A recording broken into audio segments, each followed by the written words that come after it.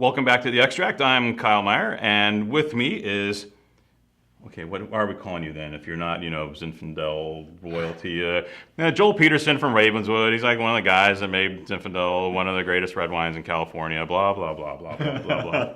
How's that, better? Is it a little... Still making me laugh. Okay, we corralled Joel. He was very kind enough to come in today, and we get the opportunity to talk about some of these great heritage vineyards in California. And Joel, they strike a personal chord to me. When I started first getting into the wine business in the late 80s, these wines were just starting to blow up. I mean, you were already doing them. A lot of people knew about these in the early, mid-80s, but these wines were really starting to get their feet under them. I've been waiting for a wine like you to come into my life. I've been waiting. So one of the most exciting new genres at the time for me when I started drinking wine were these wines. So they really kind of have a special place for me personally. I know they do for you, but for me personally too, because these were the first wines that you could easily geek out on. It wasn't Burgundy, right? You were sitting there going like, okay, Clos des Ormes is next to... No, this was like, here's the wine that has a story to tell. So about 3-4 minutes of wine, we're going to go through 5-year single vineyard wines. Perfect. And we are going to tell the condensed story of each vineyard, okay? So let me start out by saying that the interesting thing to know about these wines, particularly if you're tasting them side by side, is that the wines are made in the same way. So they're all open top fermenters, punched down by hand, native yeast fermentations. They're all aged in French oak for about 18 months. And not 30% new, medium plus, Nevers, French oak. So the difference you taste in these wines is kind of the geeky idea. It's like, it's not about the winemaking. It's not, that my winemaking is so spectacular. It's just that the vineyards are so spectacular that they tend to speak, with the voice of where they're from. And so the first one we have here is Dickerson Vineyard.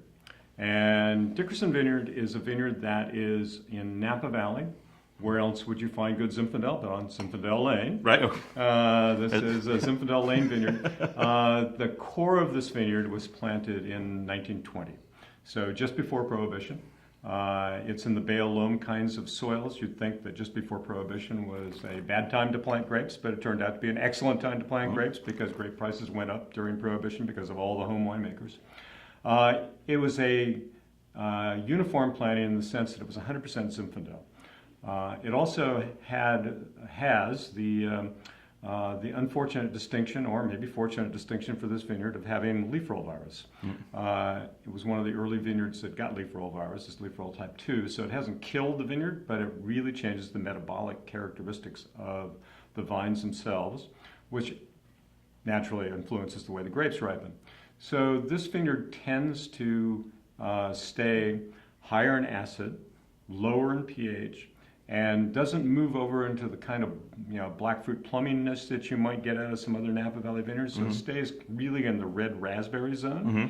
And there's a big eucalyptus tree nearby, and so there's this little hint of mint in the back of it. So you get these kind of exotic, spicy wines that are very fresh and very bright, and do really well with fish, for instance. Like the acidity likes it. It doesn't get aggressive. I used to tell that Bill Dickerson, who owned this vineyard, that this was the most feminine of all the wines that I made, and he would get outraged. He was a psychiatrist, and he wanted his wine to be big and masculine and massive, and but you couldn't do this with this particular vineyard. But it's been charming, and people love it. It, like all my vineyards, is dry farmed. It is head pruned. So head pruning, of course, is the standard old-fashioned way of pruning vines in California. And a classic. And you first produced this wine in? First produced this wine in 1982. That was the first one. Bill Dickerson was in my father's wine group when I was a kid. I'd lost track of him. I was actually running a foot race at Domaine Chandon. I looked over at this guy next to me, and I said, I know this guy. So I began this conversation with him, and turned out he had a vineyard, and I had, and I said, oh yeah, you were in my father's wine group. So we became very good friends over the years. Round, supple, pretty, and the mint's pulled back a little bit. than, a little bit more than what it used to be, huh? Was it more pronounced in the past? It was more pronounced in the past, in part because these eucalyptus trees were gigantic. And there was also an oak tree in the vineyard that fell down, really 2 days after Bill died in the tidal wave, the tsunami. But his daughters were very worried that the eucalyptus tree would fall, and it was so big it would have taken out the house next door. Oh, jeez. So they said, okay, one of these trees has to come out. So that tree came out, and the mint went down. I always say that eucalyptus is airwar. Yeah, right. It's a terroir. I mean, that because resinous aspect. Just like it moves out over the vineyard. In hotter vintages, it tended to be more minty than in cooler vintages. So clearly the oil was was the issue. Too good. And those 1920 plantings still remain along with some 1950 plantings, is that what you said? Yeah, the 1920 plantings. There's some young vines. The vineyard is really split into 3 sections. So there is the 1920 planting, which is the majority of the vines. There is a 1950 planting, which represents maybe 20% of the vineyard. And then there is a planting that Bill did in the 1970s, which is also budwood from the old vines as well. So that's part of it as too. But I would say that 65% of the wine is made up by the old vines. Going to the big river. Going to the big river, yes. We're also going to the south end of Alexander Valley. Right, so a bit of a switch from a terroir standpoint. Yeah, big switch. And that's the whole point of these wines, of course, is that you get this different terroir. This particular vineyard is surrounded by the Russian River. The Russian River used to go out through Napa Valley, apparently, and there was a big earthquake that caused a landslide that caused it to shift back north. It went back into the Alexander Valley, and then it began to sort of thread its way down and ended up going west. But it created this peninsula that looks a little like Florida. Really? It's surrounded by the river, and the top of this peninsula is where this vineyard is planted. And it's in this amazing red soil, almost as red as the wine. It's called Manzanita series soils, and the soils tend to be volcanic. They are relatively deep. The vines are relatively large for dry farmed head pruned vines. It is also 100% Zinfandel, which is really unusual for a vineyard that was planted in 1900.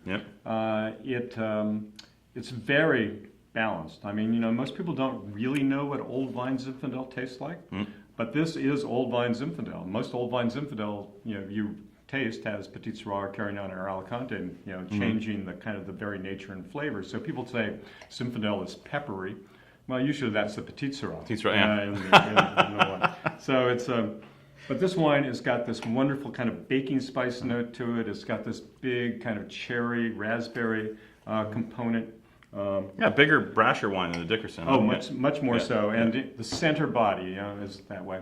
In part, that's because, the pH is a little higher, the acid's a little lower, and that always kind of builds center body in a wine.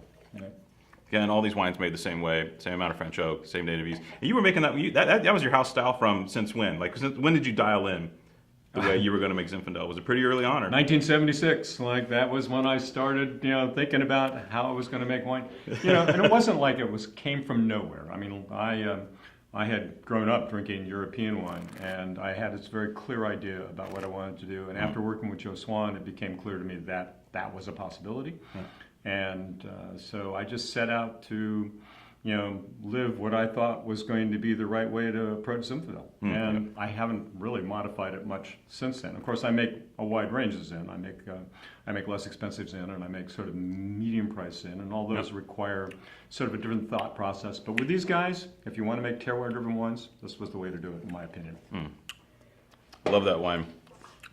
Little firmness at the end to clean it up. So even though the wine seems might come across as a bit brash and zinny, there's really great focus at the end of that wine. Really sneaky.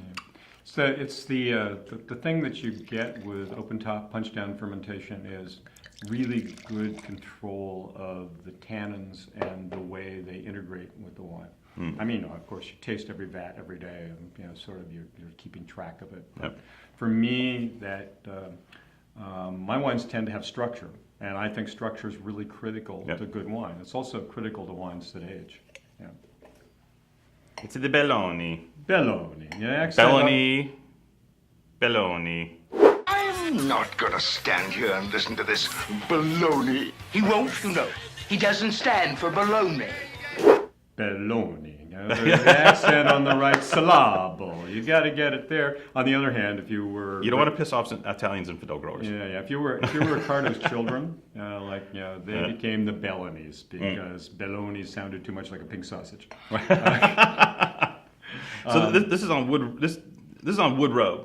Which is it's like a murderer's row of Zinfandel, right? And this is one of the vineyards on this murderer's row. What's so special about Wood Road and Belloni? Well, the murderer's row was created all at one time. So all those vineyards were all planted at the same time. Oh, no kidding. They were planted by an Italian gentleman pre-Belloni. Mm-hmm. And the vineyard he planted was a very mixed vineyard. So this vineyard is a co-fermented field blend. We know that it's about 78% Zinfandel by vine count, but it's also got a fair amount of Alicante Bouschet in it, which you would expect in the Russian River. You see high count there. It's got some Petit Syrah, it's got some Carignan, and it's got some Mataro in it as well. So it's an interesting melange of grapes. It's the last vineyard I pick in any given year. The soils are very sandy. It's very cool, but still gets warm enough.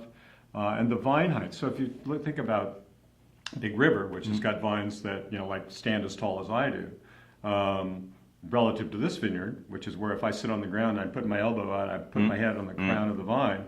It's a completely different idea about how to grow grapes and driven by the location. But what really works with this wine is the co-fermentation. And co-fermentation creates a more complete wine than it would if you had fermented the Petit Syrah and the Zinfandel separately and then blended them later. What you end up getting is the integration of the tannin phenolic structure together in one fermenter, and you get wines that are really all of a piece. And while so this is all picked at the same time? All picked at the same time. So even if the Mourvedre is a little early and the little late, it goes whoosh. You're picking for an average Brix, if you will, or an average ripeness. And so you really want some of that because what makes this wine in part interesting is because there are different levels of ripeness. Part of my theory about the co-planting was that Zinfandel ripens such that it would get overripe pretty quickly. And so the other grape varieties tend to ripen after Zinfandel for the most part. So they use Zinfandel for the oomph and the perfume and the ripeness, but they use the other varieties in there as kind of the base notes and the acidity and the structure. And it didn't matter if they were perfectly ripe as long as they weren't really underripe. So, got it. So you pick the Zinfandel slightly overripe, but the other grape varieties are slightly underripe, and it all kind of works. Yeah. And so you end up with alcohols that are kind of in the right range, and you end up with this really balanced, interesting wine that has a wide aromatic characteristic and really broad interest on the palate. What was the concept of the field blend in your mind in the 70s as well, or was that something that just came to fruition based on the Italian farmers telling you, hey, Joel, you can't just take Zinfandel, man. You got to take the Carignan, and you kind of went into that. You know what I'm saying? Like how did? Yeah, no, it was really interesting because when I went out buying Zinfandel, I used to look for pure Zinfandel vineyards, which was like a total boneheaded mistake.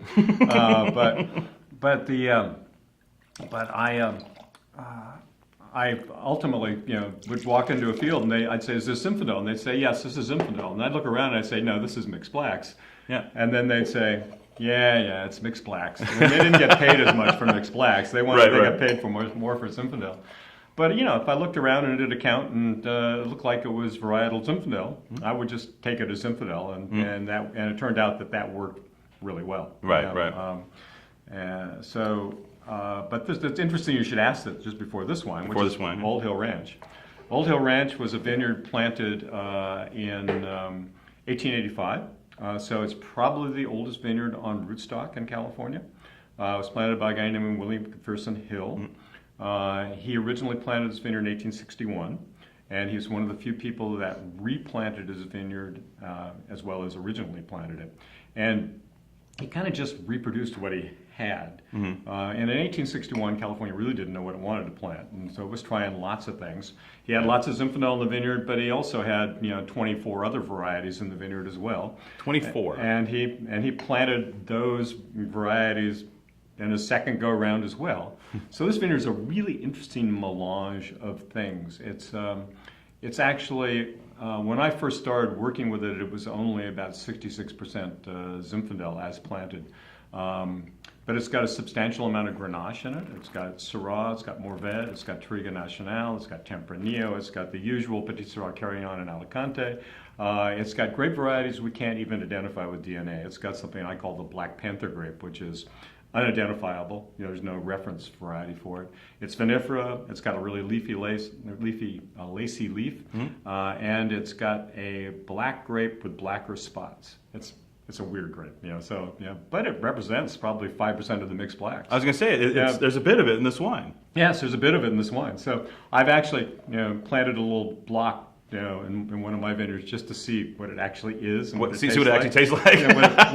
What it's really adding, like one of those kind of funny things. But this is a beautiful vineyard. This is a vineyard, when I first saw it in 1975, was covered with old cars and dead refrigerators and a hippie commune.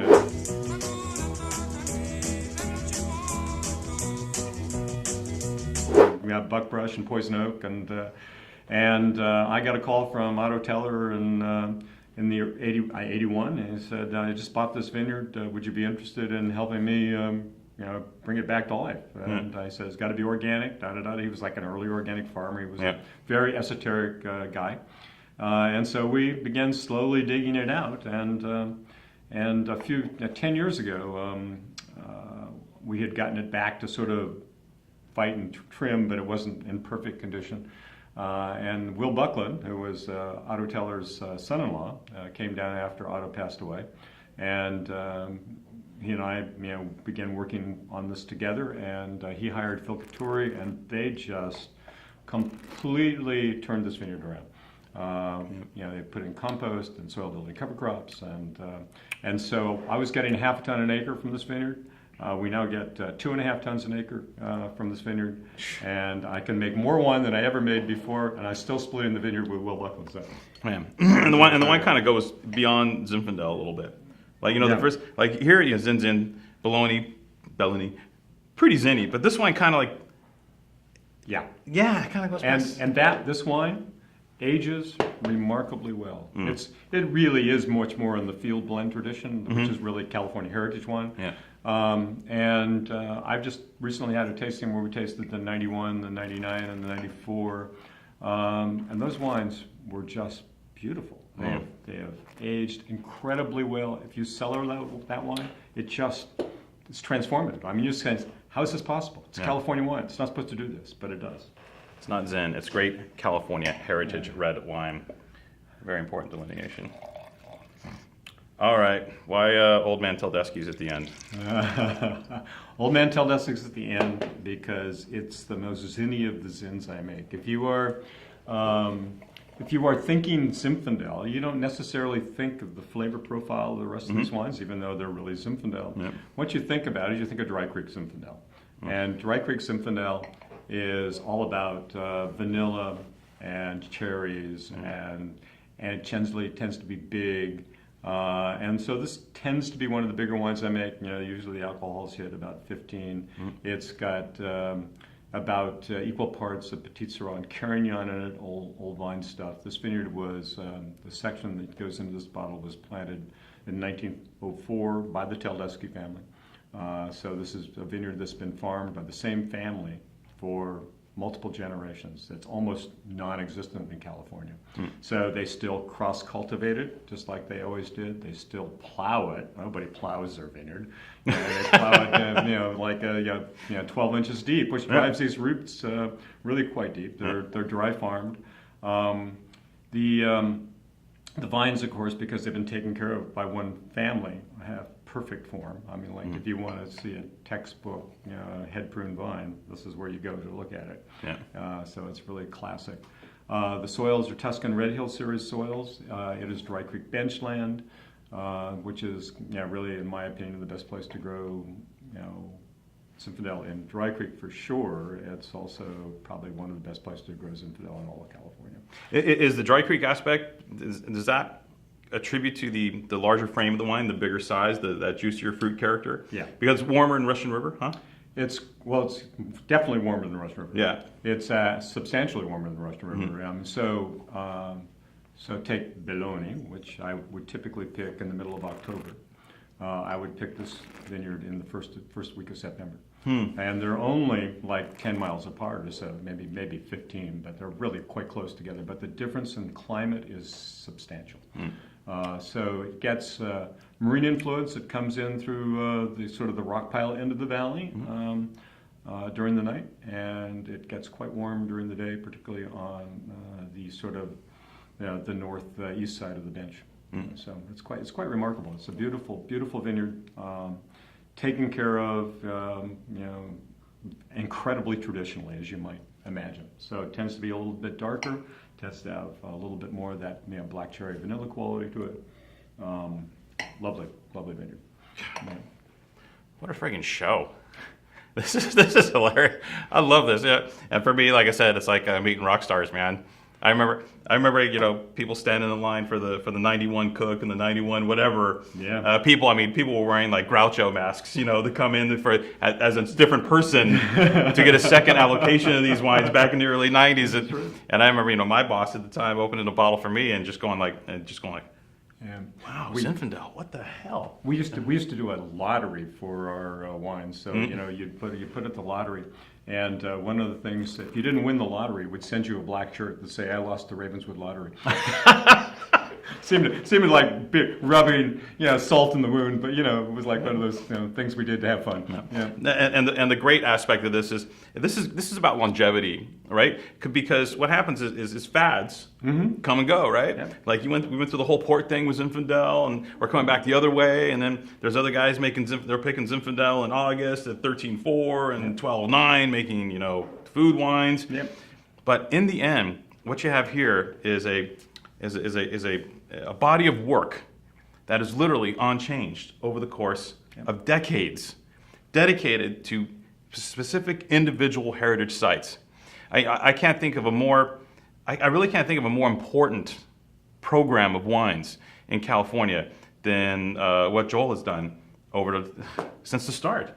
And it really is, people have no idea the body of work. They do, and he's one of the greatest at what he does, and he's a pretty happy dude and pretty comfortable. But I think moving forward, generationally, I think we're really going to take a look at this body of work and go like, wow, as this heritage vine movement continues, because it's strong, with your son and Mike and all these guys barracking for these vines. We've got another generation, and they tend to be much more focused on this kind of a wine than they were on either of the other two extremes. My son is pretty much doing what I do. He's a little bit more agile with oak and a little bit more flexible in the way he does things. But he makes lovely, beautiful wine. Yep. He actually just got his MW, which he's the first. I saw that. Congrats. He's the first California winemaker to be an MW, which is quite remarkable. Yeah, hard to believe. Isn't that interesting? So there's another generation for these vines, and that will be doing fabulously well. I began looking at I'm 70, so I'm not going to live forever. So I've had to figure out what to do about Ravenswood. So I've got another young guy I trained him, and he went off and became winemakers in other places. He's actually come back, a guy named Gary Sitton, and so he is managing more of the winemaking these days. But he's very much bought into what I do, and so the wines that we're making at Ravenswood will continue to be the same. And he's very, very tuned into single vineyard designates, which of course I love. Other people may come and go, fads may change, but Ravenswood still remains. Joel, thank you, sir. It was a privilege and an honor talking to you today. My privilege, my honor. Awesome. Thank you so much. Yeah.